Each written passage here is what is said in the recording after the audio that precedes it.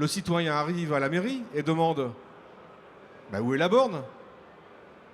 Et aussi, pourquoi l'électricité est-elle aussi chère à la borne? Vous avez des panneaux sur votre toiture? La commune se retrouve prise entre le marteau et l'enclume. Le marteau des factures d'électricité qui sont en hausse. Bah oui, pas assez de bornes, pas assez rapide, pas assez accessible, trop cher. Avec un paradoxe criant. Le solaire est là, l'énergie est produite sur place. Fini la passivité. Nous serons bientôt en 2026 et nous vous proposons d'entrer dans l'ère du territoire solaire en ayant un véritable impact citoyen.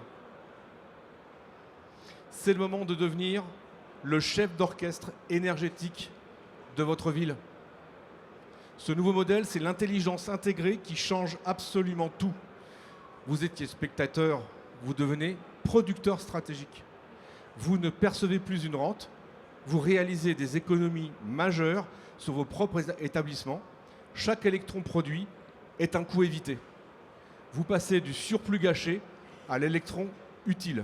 Alors comment on fait? Grâce aux 4 piliers que sont l'autoconsommation, le service de recharge de véhicules électriques, le stockage de l'énergie et le pilotage énergétique.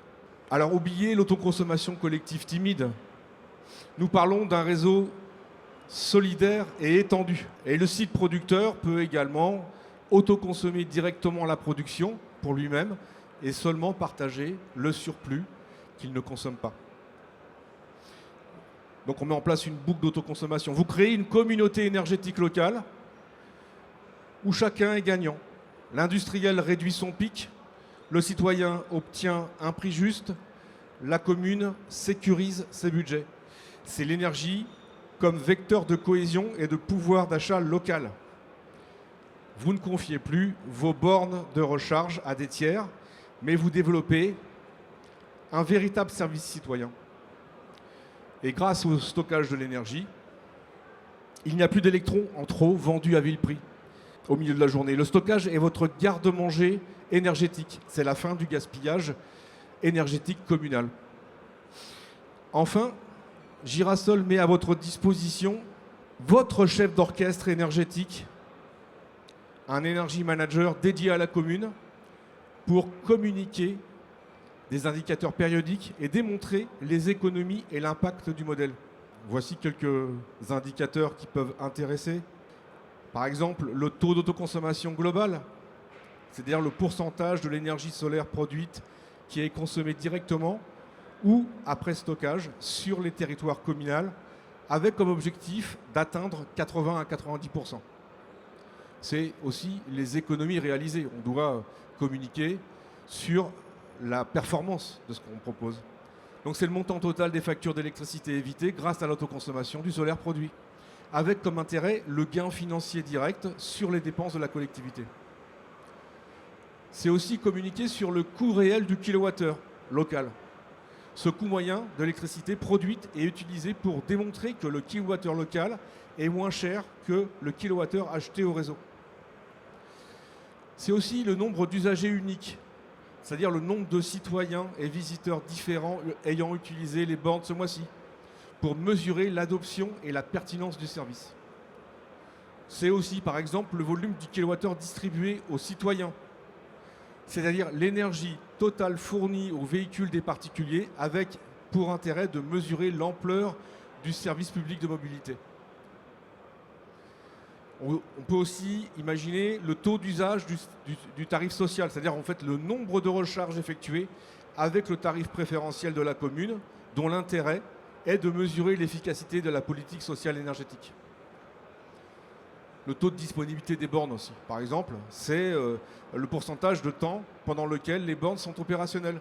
C'est un indicateur clé de la qualité et de la fiabilité du service public.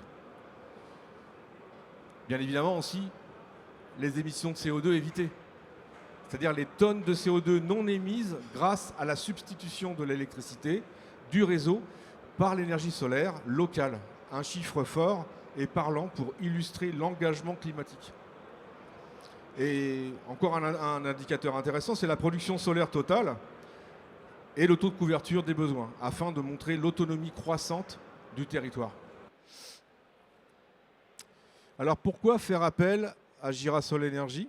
En confiant l'intégralité du projet à Girasol Énergie, il n'y a pas d'investissement lourd à réaliser, mais un coût d'exploitation mesuré. La gestion est 100% externalisée. L'entretien, la maintenance, les assurances, la gestion de la boucle, la monétisation, tout est géré par Girasol Énergie pour le compte de la commune, bien évidemment. Et Girasol assume entièrement le risque technologique et financier. Girasol prend en charge les risques de défaillance, de performance, d'obsolescence des équipements. C'est aussi de la simplification administrative. Girasol gère toutes les démarches complexes et accélérant ainsi la mise en œuvre de la politique de transition énergétique. C'est une expertise déléguée. La commune bénéficie d'une infrastructure de pointe qui comprend du stockage, qui comprend du pilotage intelligent, qui comprend de la gestion de boucles d'autoconsommation collective, sans avoir à recruter des ingénieurs énergéticiens pour gérer l'exploitation de l'autoconsommation. Et enfin, c'est la clarté du bilan RSE. Girasol fournit des rapports de production et d'émissions de CO2 évité précis, valorisant ainsi l'engagement de la collectivité auprès de ses citoyens sans effort de reporting interne. Donc vous l'avez compris, ce que nous proposons aux communes et aux collectivités locales, c'est de devenir producteurs d'énergie pour en faire bénéficier toute la collectivité. Et sans avoir de compétences spécifiques, puisque nous vous apportons toutes les compétences, le reporting, l'entretien, la maintenance, sur du très long terme.